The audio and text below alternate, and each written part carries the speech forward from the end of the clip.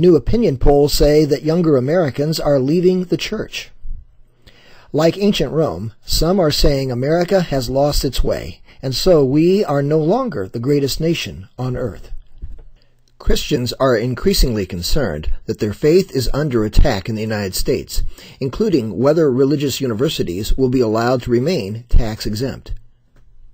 Solicitor General Donald Verrilli, answering Supreme Court Justice Samuel Alito, said, "It's certainly going to be an issue. I don't deny that. Justice Alito. It is going to be an issue."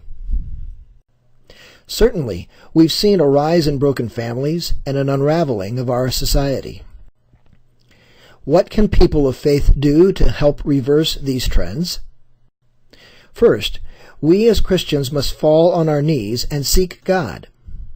Second, we can ask God what His unique plan for us as individuals and as members of a local church might be.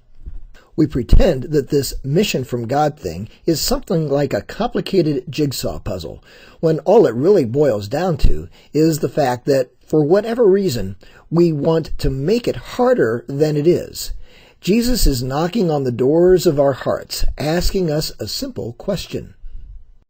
Are you nothing more but an overgrown germ that climbed out of a gelatinous sea of amino acids, or are you here on a mission from God? Did you know the Bible is full of statements about how we've been given a mission from God? I knew you before I formed you in your mother's womb. Before you were born, I set you apart. Jeremiah 1:5. For we are God's masterpiece. He has created us anew in Christ Jesus long ago so we can do the good things He planned for us. Ephesians 2:10. The Blues Brothers didn't hesitate. They answered, yes, we're on a mission from God. But even the Blues Brothers knew that God wasn't calling them to do it alone. They knew they needed to first put the band back together. And that's what we need to do. Not act as solo evangelists, but work in our local churches and ministries to become God's hands and feet to redeem a lost culture.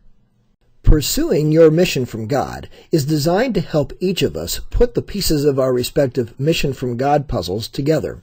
We'll do this by exploring 4 topics. First, the cost of discipleship. Second, building community and creating teams. Third, training up leaders God's way. And fourth, building a vehicle to go to the other side of the hill. Let's pursue our mission from God together.